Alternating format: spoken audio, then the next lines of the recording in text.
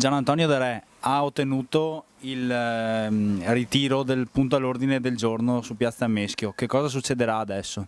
Ma succederà che in piena libertà possiamo usufruire di tutta la documentazione che era stata messa agli atti in ritardo e quindi sviscerare quelle che sono le problematiche di questa nuova convenzione, di questa nuova proposta che l'amministrazione fa, diciamo, al Consiglio Comunale. E la maggioranza l'accusa di ostruzionismo rispetto a Piazza Meschio, di bloccare i lavori. Che cosa risponde?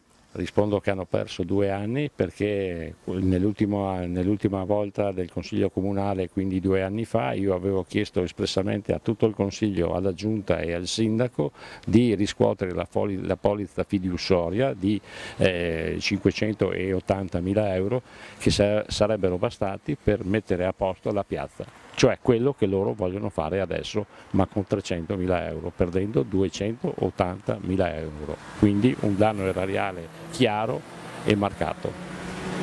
Consigliere Botteon, lei è fuoriuscito dalla maggioranza per la questione del supermercato collegato alla realizzazione di questa piazza. E qual è la sua posizione attuale?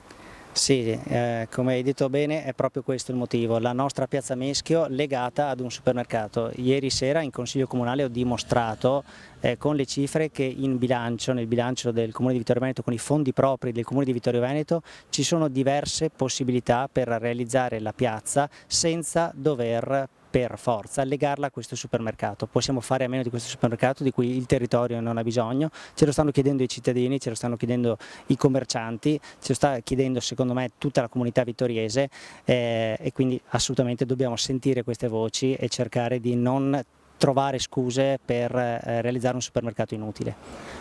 La maggioranza sta lavorando a un nuovo consiglio comunale per trattare la questione della piazza, probabilmente sarà a porte chiuse. Quale sarà la sua posizione? A porte chiuse sarà solamente la parte della piazza, quindi sicuramente non quella dei lavori pubblici e non il bilancio, perché non è possibile.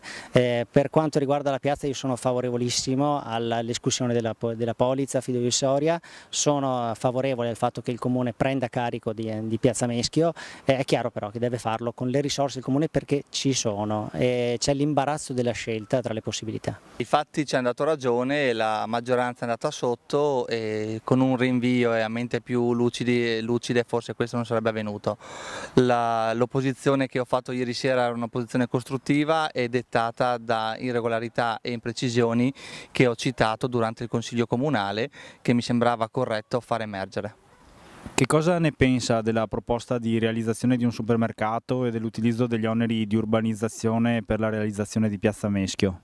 Beh, penso che questo sia un colpo di teatro della Giunta che vuole giustificare un supermercato utilizzando un problema non risolto come Piazza Meschio, quindi ritengo che questa sia soltanto una scusa, utilizzare Piazza Meschio e quindi tutta la sofferenza dei residenti per giustificare un supermercato che non è necessario a Vittorio Veneto e soprattutto su un'area verde.